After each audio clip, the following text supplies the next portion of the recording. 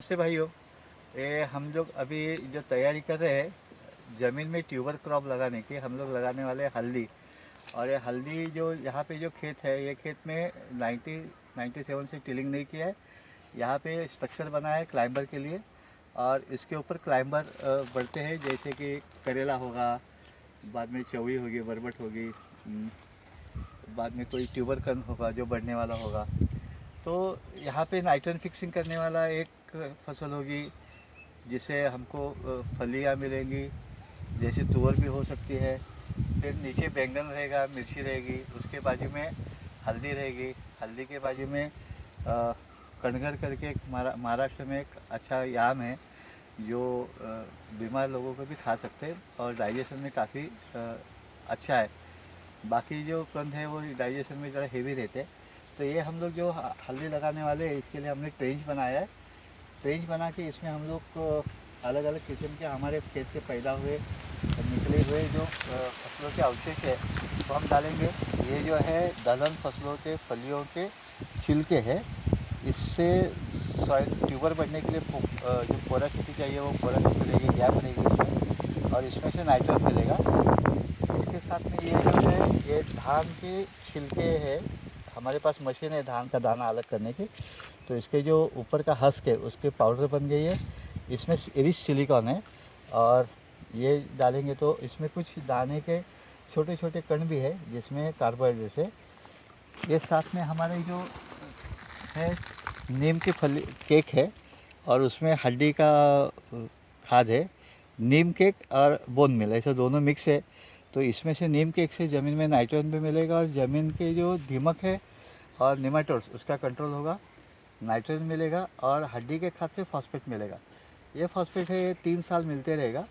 तो इसमें से ये तीनों को जो स्पेशलिटी ये है कि ये पहले डिकम्पोज होगी, गलन हो जाएगी, बाद में ये गलन होगा, बाद में ये गलन होगा। ये 8-15 दिन में चालू हो जाएगा, ये महीना में चालू हो जाएगा, और ये 3 साल चलते रहेगा।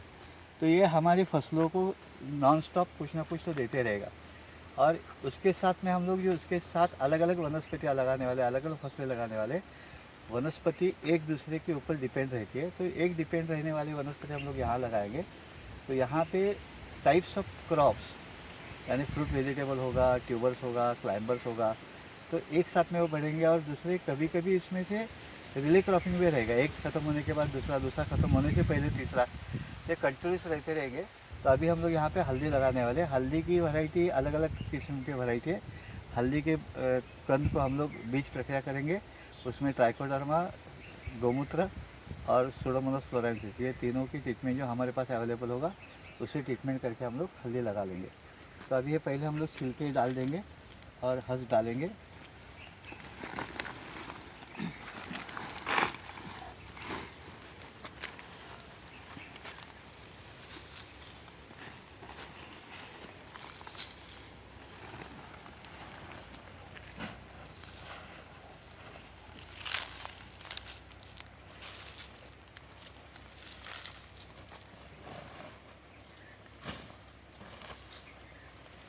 तो ये जो है हमने एक रेज बेड किया है। रेज बेड के दोनों तरफ नालियाँ है। नालियों में एक्सेस पानी नीचे उतर के आएगा, और जब भी पानी देने की ज़रूरत हो तो नाली से हम लोग पानी दे सकेंगे उसको। तो इसमें रेज बेड जो बना है, हमारे यहाँ पे खरपतवार जो है यहीं पे काट के वहीं पे उसका डिकम्पोज होता है।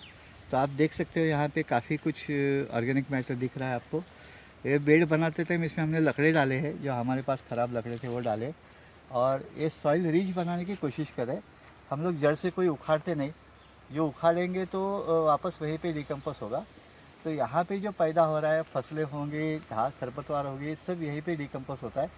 और ये डिकम्पोज होने की वजह हर समय, हर फसल के बाद यहाँ पे कार्बन लेवल बढ़ती जाती है, और उससे केंचुए काफ़ी बढ़ते हैं। ज़मीन के अलग अलग फंगाई और अलग अलग बैक्टीरिया डेवलपमेंट होते हैं, और बिना कुछ दिए हुए अच्छी फसल आ जाती है। और ये फसलें जो होती है वो काफ़ी एक दूसरे को मिल के काम करती है। जैसे कि यहाँ पे अभी छोटी ऊंचाई के बैंगन हो गई, मिर्ची होगी, बाद में गेंदा होगा जिससे निमेटोड्स का कंट्रोल होगा। उसके बाद में यहाँ हल्दी होगी जिससे ज़मीन के एंटीबैक्टीरियल डेवलपमेंट हो जाएगी।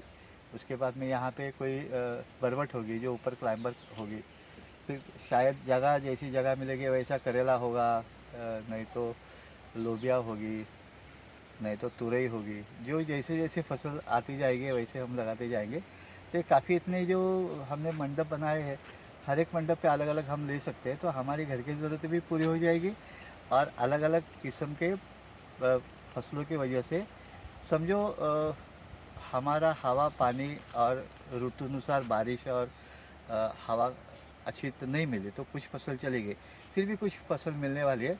और नेचर में हर एक वनस्पति एक दूसरे के ऊपर डिपेंड रहते हैं, तो जो डिपेंड रहने वाले एक साथ में हम लोग लगाने के प्रयास कर रहे हैं। और यहाँ पे पूरे साल भर कुछ ना कुछ तो रहता है। तो बहुत बार ऐसे हो जाता है कि वहाँ पे एक फसल होते हुए जो फसल ख़त्म होने का आएगी उसके बीच में हम दूसरी फसल लगा लेते हैं। तो एक तरह कंटिन्यूस प्रोसेस रहती है। तो यहाँ पे फसलें अच्छी तरह से बढ़ती है। और ये सब आप देख सकते हो कि यहाँ पे काफ़ी कुछ कुछ है और काफ़ी कुछ कुछ मिलता है। ये कम से कम 5-6 किस्म की फसलें एक साथ हम यहाँ पे बढ़ाते हैं।